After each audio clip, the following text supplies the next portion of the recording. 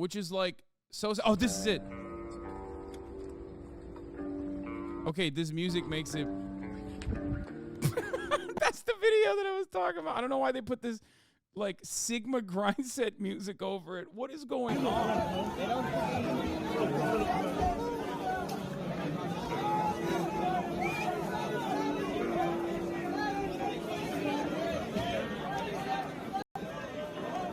Why? Why does this have Sigma grind set music in the background?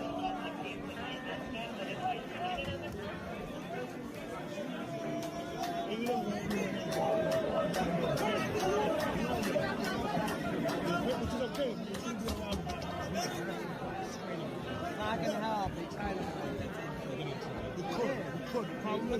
Both sides have to work.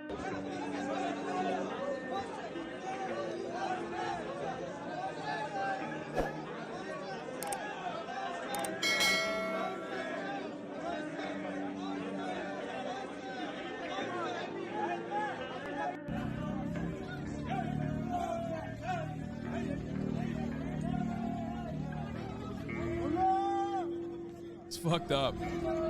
It's fucked up what they're doing to these boys, okay? Boys being boys, you know what I'm saying? That's so fucked up. It's so fucked up.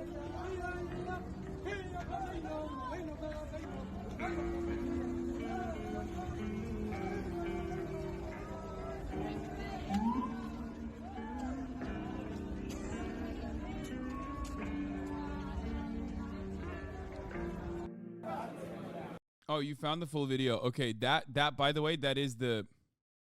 This is my favorite video, dude. This video. This is my favorite video of all time. The way he pushes the camera and just starts running.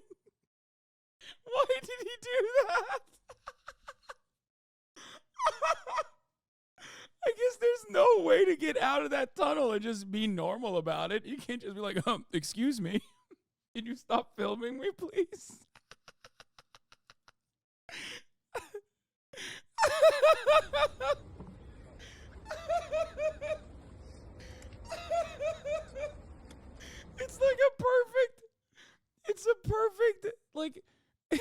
It's a perfect one human-sized hole on the tunnel.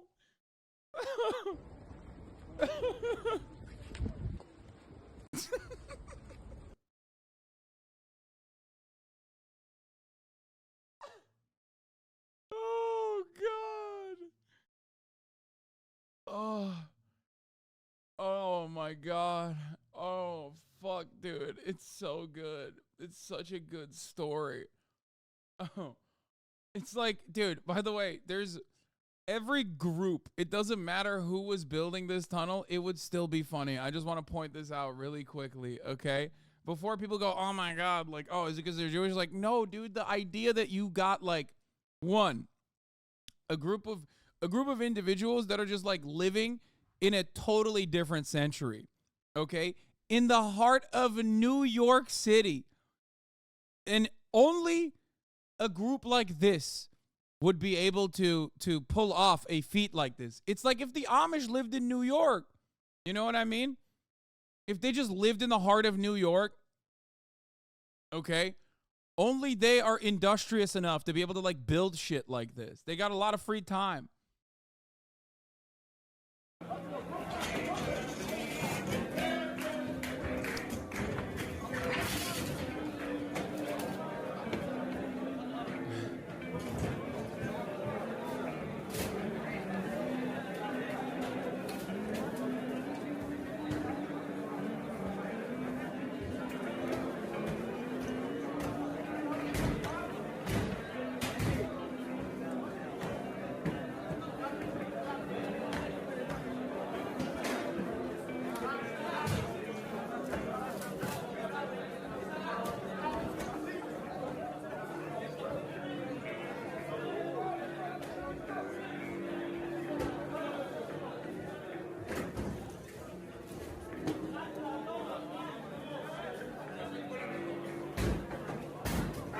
I still don't fully understand why, like, I still don't fully understand why they chose to break it down like this, but I think it was because they wanted to go in. Wait, this is how Israel War Room says, this is how anti-Semitism works. A story of a simple building code violation becomes a stereotypic conspiracy of ridiculous proportion. I mean, listen, this guy is most likely anti-Semitic. Okay? Like the people that are tweeting about this and being like, "Oh, Jews, like what are they hiding in their children?" Like those guys are anti-Semitic. But to say that this is a simple building code violation is insane. Okay? Like, this is not just a simple building code violation, dog. What the fuck are you talking about? This is funny, and is also, there's historic precedent for this being funny, especially considering that we did talk about the engineering woman who's been pulling these shenanigans as well, on TikTok specifically, the engineer everything woman.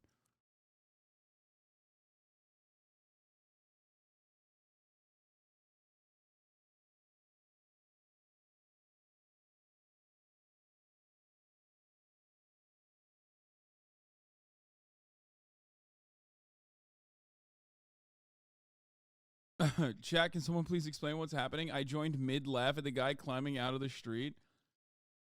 They found a tunnel in one of the Hasidic communities, like Chabad houses. And New York City was like, we want to, obviously, this is like very dangerous. We want to fill this tunnel up with a cement truck. And then some of the dudes in the community, I guess, were like on board. The treasurer at the shul is the one that called the city to fill in the tunnel, but why did the guys who dug the tunnel start tearing apart the shul, lol? Why are there so many of them in the walls? This report on the shul tunnel incident is the funniest thing I've ever read. Bochurim, mostly from Israel and wearing Mesichist yarmulkes and pins, responded with fury. We read this earlier. They've been reportedly behind digging of the tunnel, claiming it was to expand the 770 visited by residents and visitors on a daily basis. So they wanted to illegally expand the Chabad house. And then like one of the splinter groups within the Hasidic community decided like, no, this is our tunnel. Like, don't touch our tunnel. So then they started ripping off the fucking walls of the shul, which is like a holy place. You're not supposed to do that. And apparently it's the treasurer at the shul that was the one who called the city to fill in the tunnel. But why did the guys who dug the tunnel start tearing apart the shul? Why are there so many of them in the walls? The Moshiachis here in the tunnels are being revealed. Moshiach time. Oh, it's the Messiah. Oh my God, this is unbelievable. We all know that the tunnels were made under Beis Hamikdash by its builders and will be revealed when it is to be rebuilt. The Beis Rabinu Shebovel, which is the version of the Beis Hamikdash, while in Golus obviously had the same made. Messiah is here and these tunnels are being revealed. This is cause for great celebration. Huge possibility the tunnel was to have gay sex and smoke weed in.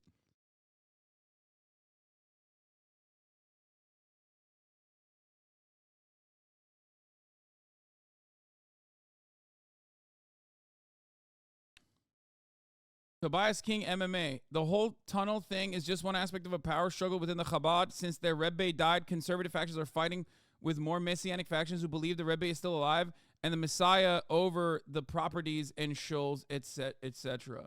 That's awesome.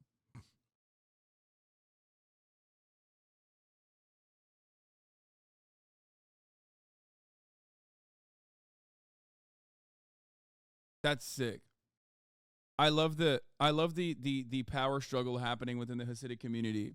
And like for us to try and comprehend it from the outside is like virtually impossible. More religions should do wacky, fun stuff like this. I'd be into it. That's what I'm saying, dude. Dude, look, listen. Am I the only one who's extremely confused? No, if you've never been to New York, or if you're unfamiliar with like how the Hasidic community operates, okay, there's factions within the Hasidic community. I've shown you some of the different Orthodox Jewish communities. before. Like you have the Neterai Karta. You have some who are who believe that like the Messiah is going to come back. I don't know like what the distinctions are. There's like a lot of different branches, okay? But in the most reductive ways possible, let me explain it to you. The overwhelming majority of American Jews are Reform Jews, right? They're like a lot of the people that you see in big cities that are, you know, Christian, but not really, right? So that's the overwhelming majority of Jews, both in America and just globally in general. Overwhelming amount of Jews in Israel are Reform Jews. Overwhelming amount of Jews in America are Reform Jews. And they don't really give a shit, right? They just like kind of do some of the stuff in the religion. They're very progressive for the most part. And then you have a specific subsect. Yes, secular Larry David types. Exactly. So that's one thing. Judaism is also not just a religion, but an ethno-religion as well. So there's like different sects, like, you know, obviously you have Sephardi, Mizrahi, Ashkenazi Jews from different parts of the world, like Jews that live in different parts of the world. But then you have the Orthodox Jews, okay? And the Orthodox Jewish community also ranges from like the Ben Shapiro types all the way to like super fundamentalist, ultra Orthodox Jews under different sects like the Hasidic Jews. And I know that there's some Jewish chatters in here who know even better than me. That can clarify if I've gotten anything wrong. But as far as like the ultra Orthodox Hasidic Jewish community, okay, imagine if you had, like I said, Amish people with no technological restrictions except on Saturday, okay? But there's also cheat codes around that regardless within the religion. But imagine if you had Amish people, like, I'm talking like we want to live in the 15th century type motherfuckers, okay? Living in the middle of New York City, okay? It's reductive, but there's no other way to describe it other than like, it's like if you had Amish people living in New York, okay, and had their own community in New York, and had their own schooling system in New York, had their own police system, had their own social amenities and social services, okay, and they just kind of chill, and like it's not like they are not allowed to touch technology or anything like that. They do everything, right? As a matter of fact, they even sell a lot of technology, like what is it, B&H or whatever, like. So you have, with the exception of Saturdays, like if you go to, for example, if you go to like Jewish hospitals in New York, if you go to a hospital on Saturday, it stops. The elevator will stop at every floor. That is specifically so that the Jewish patients and family members don't have to touch the buttons. Okay? So it's stuff like that. Yes, Lakewood, New Jersey is another place as well. That's how you know that commenter is not an actual Hasidic Jew. December 23rd, 2023, 8:03. It was a Saturday morning during Shabbat. Wait, who? Which commenter?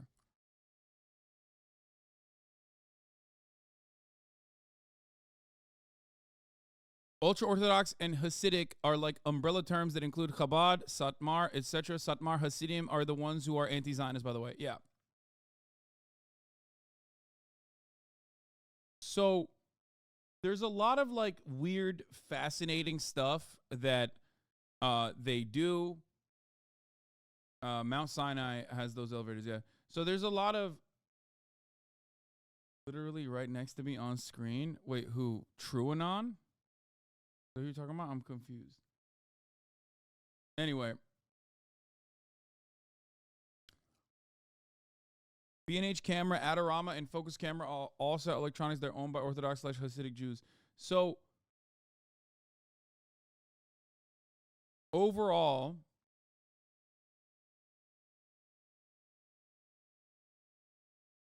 Overall, they just like kind of keep to themselves. Oh, the screenshot.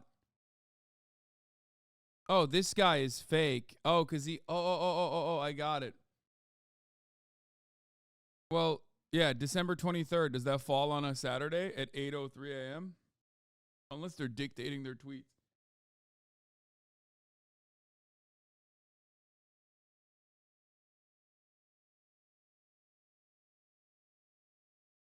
Because, like, for Orthodox Jews, they have on Saturdays they're not supposed to touch technology, okay? And so there's a workaround. It's very interesting. So like there's always like a cheat code around it, right? And the workaround for Orthodox Jews on Saturdays is they hire somebody. They hire somebody to do the stuff for them, like, you know, touch the electronics and all this other shit. And there's like additional accommodations made as well, but that's one of them.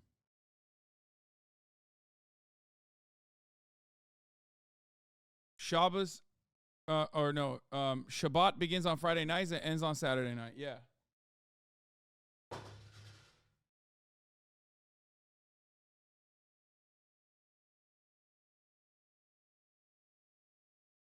It's like soaking. Yes, Judaism, or rather Mormonism, is the closest to Judaism as far as like, according to Felix, as far as like creating ridiculous rules that you can also find cheat codes around. Like Mormonism is the closest like Christianity gets to loopholes.